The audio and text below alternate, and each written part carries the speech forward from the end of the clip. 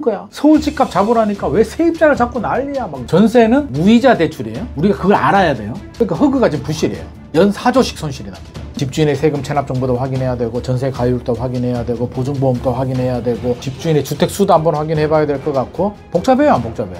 복잡하면 우리 뭐 해야 돼요? 무주택자 입장에서는 자기가 필요성에 의해서 사는 게 맞는 것 같아요. 그럼요. 듣고 보니까. 근데 그런 여력이 안 될 경우에 이제 전세라든지 월세 제도를 활용해야 되잖아요. 근데 지금 전세에 대한 논란이 굉장히 많더라고요. 전세 진짜 심각하죠. 예. 저는 전세가 가장 문제다. 정부 정책의 1순위는요, 대출 규제가 아니라 전세예요. 근데 전세는 답이 없네. 전세는 답이 없어요. 왜? 자, 집값이 올라가면 우리는 뭘 할 수 있죠? 정부 입장에서는 뭐 대출 규제도 하고, 세금도 때리고, 토지거래 허가로 묶을 수도 있고, 여러 가지가 나올 수가 있잖아요. 전세 가격이 올라가면 할 수 있는 게 뭐가 있을까요? 왜? 전세는 실수요자 시장이잖아요. 신혼부부들, 세입자들이, 집을 못 사는 세입자들이 사는 시장인데, 전세 가격 오르니까 대출 규제 더 강화해야겠어. 올 9월부터 이제 대출 규제 강화하면서 전세 시장도 불똥을 튀었거든요. 지금 어떻게 돼요? 분위기가 난리도 아니에요. 막 아우성을 쳐요. 뭐 하는 거야? 서울 집값 잡으라니까 왜 세입자를 자꾸 난리야? 막. 어제 제가 노원구 갔다 왔거든요. 노원구 상계동에 임장 갔다 왔는데, 저는 시간 날 때 임장 가는데 엄청 불만이 많아요. 왜? 아니, 한강벨트에 강남 집값이 신고가가 나와서 강남을 잡아야 되는데 대출 규제 때리니까 강남은 영향이 별로 없어요. 대출 안 나와도 살 수 있는 사람인데, 상계동이나 노원구나 뭐 금광구 뭐 이런 데 외곽 지역도, 경기도 인천 같은 경우는 돈이 없으니까 대출 받아서 내 집 마련이라도 해야 되는데 대출을 막아버리니까 시장이 오르기도 전에 한강벨트가 먼저 올랐죠. 서울 외곽이나 경기나 인천이 이제 좀 올라가려고 좀 한번 움직여봐 라고 하는데 빡! 대출 규제 때려버리니까 정부는 서울을 때렸다고 하는데 옆에 있는, 주변에 있는 사람들이 개구리가 그냥 빨라당 넘어져 버리죠. 지금 이런 상황입니다. 그러면 세입자도 마찬가지죠. 아니, 왜 우리를 자꾸 뭐라 그래? 근데 전세 가격이 더 올라가요. 진짜 문제입니다. 이제 시작입니다. 전세는 무이자 대출이에요. 우리가 그걸 알아야 돼요. 전세는 무이자 대출입니다. 세입자가 집주인한테 돈을 빌려줘요. 제가 우리 김현욱 앵커한테, 형님 돈 좀 빌려줘봐. 나한테 한 3억만 좀 빌려줘. 내가 한 달만 쓰고 줄게. 빌려줄까요? 안 빌려줄까요? 안 빌려주죠. 안 빌려주지. 아니, 왜? 불알 친구가 3억을 빌려달라 해도 안 빌려줍니다. 빌려주는 사람 없어요. 빌려주면 그 사람이 이상한 거야. 개념이 없는 거야. 왜 빌려줘? 30만 원을 빌려줘. 없어도 되니까. 30만 원 그래. 내가 너 밥 한 끼, 술 한 잔 사줬다. 3천만 원, 3억은 다른 개념이에요. 절대 빌려주지 않습니다. 근데 우리 세입자는 왜 집주인한테 3억, 5억을 빌려줄까요? 그 집에 들어가서 살 수가 있으니까. 그렇죠. 근데 그 집에 대한 권리는 실질적으로는, 법적으로는 별로 없습니다. 은행은 돈 빌려주잖아요. 은행에 돈 빌리면 은행은 두 가지를 하죠. 하나는 이자를 받죠. 두 번째는 그 집에 대해서 근저당을 설정을 합니다. 그럼 등기부등본 떼보면 땡땡 은행 채권 최고액 120%로 얼마. 나는 1억을 빌렸는데 1억 2천을 잡아버려. 더해. 1억 2천을 잡아버린다니까요. 각종 비용까지 해서 경매 넘겨버린다니까요. 소송도 안 해요. 임의경매라고 바로 넘겨버립니다. 무지막지해요. 근데 세입자는 근저당도 설정 안 해. 이자도 안 받아. 그냥 돈을 줘요. 참 순진하죠. 어떤 믿음? 돌려받는다는 믿음. 그나마 임대차 보호법 때문에 이게 채권 계약이거든요. 집주인하고 세입자는 친구한테 돈 빌려준 거하고 똑같아요. 그냥 계약, 차용증 하나 쓰고, 차용장이 계약서예요. 쓰고 그냥 빌려준 거예요. 돈도 안 받고. 대신 빌려간 친구가 그러죠. 내가 이자는 못 주겠고, 나 빈집에 하나 있는데 그냥 살고 있어. 계약 기간 되면 돈 줄 테니까 그때 너 나가면 돼. 이런 게 이제 전세 제도입니다. 이게 문제가 되니까 임대차 보호법에 따라서 뭐 안 갚게 되면 소송을 통해서 경매에 넘길 수가 있는데, 선순위는 안 되고 후순위 은행이 근저당 잡으면 후순위보다는 네가 대항력을 갖추고 우선 변제권을 가지고 있으면 소송하면 후순위보다는 먼저 받을 수 있게 해줄게 라는 게 우리 임대차 보호법의 대항력과 우선 변제권 내용입니다. 그 정도의 안전장치만 가지고 5억, 10억 돈을 빌려주는데 굉장히 불안정한 제도이죠. 그러네요. 듣고 보니까 우리나라만 있는 거 아니에요? 우리나라에만 있어요. 이렇게 얘기하니까 어떤 분이 볼리비아에도 전세 제도가 있다는데, 제가 볼리비아가 어디 있는지를 몰라가지고 그건 잘 모르겠고, 굉장히 전세는 후진적인 제도예요. 정상적인 거는 뭐예요? 월세예요. 월세죠. 사용하면 수익료를 내야죠. 내가 사무실을 예를 들어서 잠깐 빌렸어요. 한 달 빌리면 사용료 내야죠. 커피숍 가가지고 커피 한 잔, 그러니까 사용 수익을 내는 게 원래 정상인데, 우리나라는 전세 제도를 도입을 합니다. 옛날에 돈이 없어서 60년대 70년대 국민도 돈이 없고 기업도 돈이 없고 나라도 돈이 없는 시절이기 때문에 전세 제도를 도입을 해서 그걸 레버리지 해가지고 공급도 많이 하게 하고 세입자들 주거 안정도 하고 뭐 이렇게 했는데, 이제 한계에 도입하게 되죠. 최근에 역전세 깡통 전세가 많이 생기는 이유가, 과거에는 역전세 깡통 전세가 없었을까요? 있었겠죠, 그때도. 있었는데 표시가 안 나. 왜? 자, 제가 사기를 칩니다. 2억 전세인데 내가 속여가지고 김현욱 아나운서한테 내가 3억을 받았어. 근데 2년이 지났는데 새롭게 들어오는 세입자가 4억을 주는 거예요. 뭐지? 그럼 나는 1억을 먹고 3억 돌려주죠? 사기 아니잖아요. 처음에는 나는 사기를 쳤는데 운 좋게 사기가 안 걸렸어요. 전세 가격이 올라가니까 사기가 아닌 거예요. 지금까지 그렇게 40년, 50년 동안 넘어왔는데 2022년에 이제 금리가 가파르게 올라가면서 모든 게 다 들통이 나죠. 역전세 생기고 보증보험을 가입하니까 허그가 부실이 생기니까 보증보험 한도를 공시가격의 150%에서 126%에서 지금 이제 112%로 내린대요. 한도를 내리게 되면 보증보험이 줄어들죠. 그러면 새롭게 들어오는 세입자는 보증보험 한도만큼만 돈 내고 싶잖아요. 이제 알았어. 이제 눈치챘어. 이거 빌려주는 거 위험해. 그렇잖아요.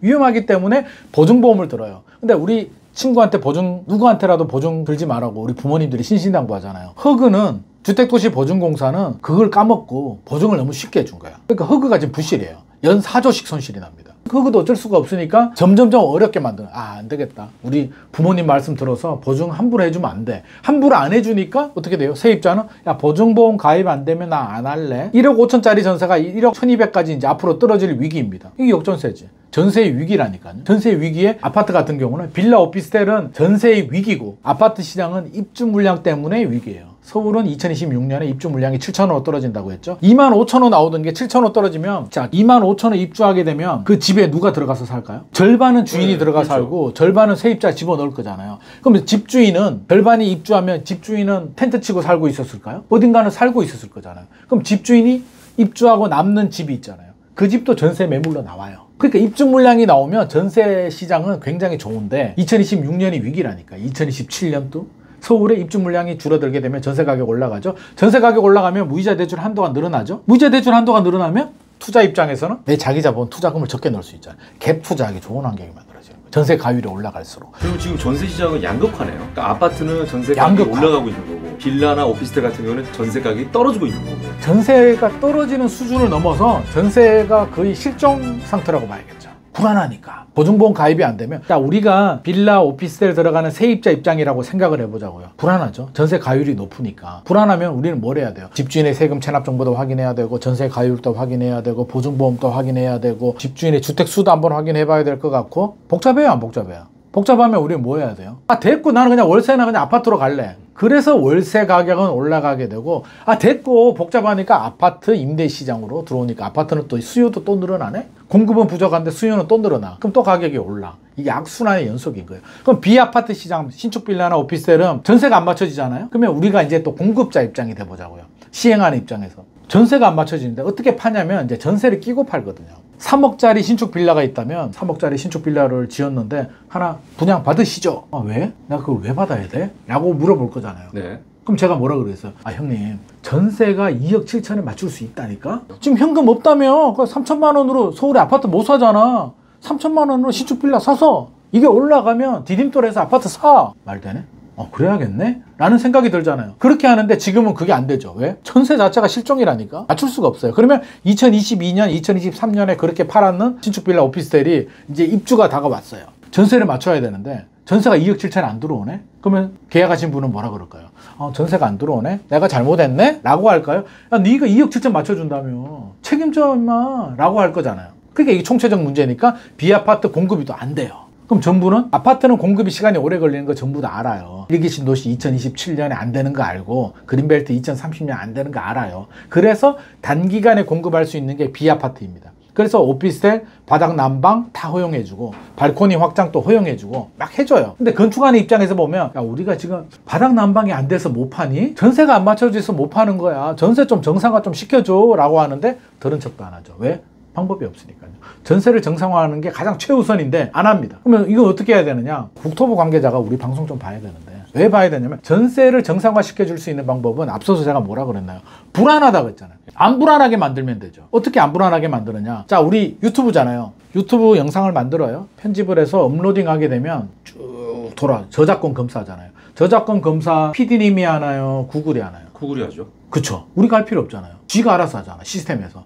전세 계약도 우리가 계약서를 쓰죠. 종이 계약을 하든 전자 계약을 하든 쓰고 국가 시스템에 업로딩을 하면 국가 시스템에서 쭉 검사해서 이 사람이 집주인이 세금 체납 정보가 있네. 주택수가 몇 채가 되네. 전세가율이 얼마가 되네. 아무리 봐도 이게 문제가 될 것 같네. 안 돼. 오케이. 나도 오케이. 나와야 되겠죠. 오케이 나오면 자동으로 보증보험 가입까지. 그러면 허그 입장에서는 안정성이 검토가 되잖아요. 그럼 보증보험 150% 해줘도 되죠. 이렇게 해줘야지. 근데 나도 오케이가 나왔어. 위험하죠? 그럼 어떻게 해야 된다? 주인한테 얘기를 하죠. 야 네가 아무리 봐도 좀 문제가 있으니까 우리가 그냥은 못 해주겠고 전세금의 30%를 예치해 에스크로 제도라고 합니다. 예치하면 내가 이자만큼은 줄게 허그가. 그럼 집주인 입장에서는 알았어요. 3억 중에 30%니까 9천만 원을 허그가 가지고 있다가 문제가 생기면 허그가 그 돈을 세입자한테 주면 되죠. 경매 넘어가더라도 완전 깡통은 잘 없거든요. 그럼 그 정도만 에스크로 해도 상당히 도움이 되는데 한다 안 한다? 지금 안 하고 있죠. 안 하고 있죠. 아니, 근데 이 좋은 아이디어를 저는 의지가 없다고 봅니다. 아니, 왜냐면 국토부 장관으로 가셔야겠는데. 좀 보내주세요. 이 채널이 저를 좀 아니 보내주세요. 이게 답이 있는데 왜 이걸 안 하죠? 안 합니다. 왜냐하면 복잡한 문제들이 있어요. 부처 간의 이해관계. 국세청에서 관련 정보를 자료를 제공을 줘야 해줘야 되고 허그와 국토부와 공인중개사 협회의 이해관계가 맞물려 있는데 이거를 굳이 하려고 하지 않습니다. 제가 여러 번 뭐 국토부 간담회 가서도 얘기했는데 들은 척도 안 합니다. 그럼 말씀을 들어보니까 전세 제도라는 건 우리나라의 특이한 제도고 심지어 지금까지 근간이 됐던 중요한 매우 중요합니다. 제도잖아요. 네. 근데 안젤리나 졸리도 송도에 자기 아이를 보낼 때 본인이 얘기했어요.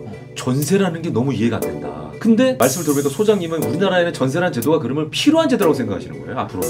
필요하고 안 필요하고가 중요하지 않죠. 이미 40년, 50년 동안 자리를 잡아버렸는데 이거를 갑자기 없애버린다? 과격한 분들은 전세 제도를 없애야 된다고 합니다. 대출을 막아버려야 된다고 하는데 그건 말이 안 되는 게 우리 사회에서 합리적인 제도가 몇 개 있다고 생각하십니까? 과거에 필요해서 만들어진 것 중에 그러면 결혼 제도는 합리적이에요? 사랑해서 결혼해서 아기 낳았는데 결혼을 했다는 이유만으로 생각해보면 결혼도 불합리한 거 많아요. 그럼에도 불구하고 기존에 존속된 제도이고 우리가 존중하는 제도이고 결혼 제도의 기반 하에서 가정이 이루어지고 있기 때문에 그게 문제가 있다고 해서 지금 갑자기 뭔가 존폐를 할 수는 없는 거잖아요. 전세도 마찬가지죠. 그 당시에 어떤 이유에서도 만들어졌고 지금 또 문제가 있으나 대입제도가 문제가 있으면 대입제도 폐지할까요? 고쳐야죠. 고쳐야죠. 그럼 전세제도가 문제 있으면 고쳐야지 그거를 없애야 된다라고 말하는 사람은 굉장히 무책임하다. 문제가 있으면 이렇게 보완을 할 수 있음에도 불구하고 앞으로 월세 시대 갈 것 같습니다. 전세 종말이 다가옵니다. 아니 얼마나 무책임해. 그거 어떡하라고. 시간이 지나서 월세 시대로 가는 건 저는 시대적 흐름이라고 생각합니다만 그게 20년이 걸릴지 30년이 걸릴지는 모르겠으나 지금 문제 있는 부분은 보완을 해서 개선을 해야지 무책임하게 자기 일 아니라고. 자기 자식이면 그렇게 하겠냐고. 저는 국회의원들 자기 자식들이 전세 사기 당하면 그 특별법 그렇게 만들어서 던져주고 말겠냐고. 굉장히 무책임하다. 우리 정부도 그렇고 국회도 그렇고 저는 좀 책임의식을 좀 가졌으면 좋을 것 같습니다. 결론적으로 말씀을 들어보니까 전세 제도는 대한민국의 특수한 환경에서 생긴 제도이고 앞으로도 지금까지 해왔던 것처럼 제도가 제대로 정비된다면 무주택자들에게는 실질적인 도움이 될 수 있는 제도다. 이거네요. 왜냐하면 월세와 전세가 있죠. 무주택자들은 내가 좋은 걸 선택하면 되잖아요. 선택권을 줘야죠. 그러면 나는 전세보다 나 월세가 좋을 것 같아. 월세 가고 그래도 전세 대출 이자가 월세보다 저렴하니까 난 전세가 좋아. 전세로 가면 선택지가 2개 있는 게 좋지. 사탕을 딸기맛 사과맛 있으면 내가 먹고 싶은 거 먹어야지 한 개만 주는 게 그게 좋은 제도입니까? 저는 국민들한테 무주택자들 서민들한테 사탕 2개 3개 주는 거는 좋죠. 좋은 사탕을 줘야지. 썩은 사탕 말고. 지금까지 여러 가지 우리나라 부동산 시장의 전망 그리고 우리에게 유용한 청약 제도 또 전세 제도에 대한 말씀들을 많이 해주셨거든요. 시청자들에게 유용한 정보를 전해주셔서 너무 감사드립니다. 감사합니다. 네. 여러분께 양질의 콘텐츠를 제공할 것을 약속드리겠습니다. 지금까지 지식인 스튜디오였습니다.